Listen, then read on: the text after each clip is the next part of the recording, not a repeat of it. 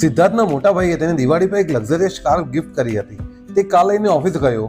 થોડી વાર પછી ઓફિસમાં જ્યારે બહાર આવ્યો ત્યારે 13-14 વર્ષનો એક છોકરો કારની બાજુમાં ઊભો રહીને કારને જોઈ રહ્યો હતો. તેની આંખોમાં કાર માટે ઉત્સાહ જોવા મળ્યો. છોકરાએ સિદ્ધાર્થને પૂછ્યું, શું આ કાર તમારી છે? સિદ્ધાર્થે હા પાડી અને કહ્યું, મારા મોટા ભાઈએ મને દિવાળી ગિફ્ટ આપ્યું છે. આ સાંભળીને છોકરો આશ્ચર્યમાં કહ્યું, શું તમારા મોટા ભાઈએ તમને ગિફ્ટ આપી છે? મફત? કાશ! બોલતા બોલતા છોકરો અટકી ગયો. પણ સિદ્ધાર્થે અનુમાન લગાવ્યું કે છોકરો શું કહેવા માંગે છે. તેને લાગ્યું કે છોકરો કહેતે કે કાશ મારે પણ આવો ભાઈ હોત. પણ તેણે છોકરાના મોઢે સાંભળવું હતું એટલે તેણે કહ્યું, તું શું કહેવા માંગે છે? છોકરો કંઈ બોલ્યો નહીં અને કહ્યું, હું તો એટલું જ કહેતો હતો કે કાશ હું પણ આવો મોટો ભાઈ બની શકતે. છોકરાના જવાબથી સિદ્ધાર્થ ચોંકી ગયો. તેણે જવાબની કલ્પના પણ નહોતી કરી. સિદ્ધાર્થ એટલો ખુશ થયો કે તેણે છોકરાને આંટો મરાવીને એના ઘરે મૂકવાની વાત કરી. છોકરાએ ઝોપડપટ્ટી પાસે આંગળી ચીંધી અને કહ્યું, આ મારું ઘર છે, કૃપા કરી તમે ગાડી પાર્ક કરશો?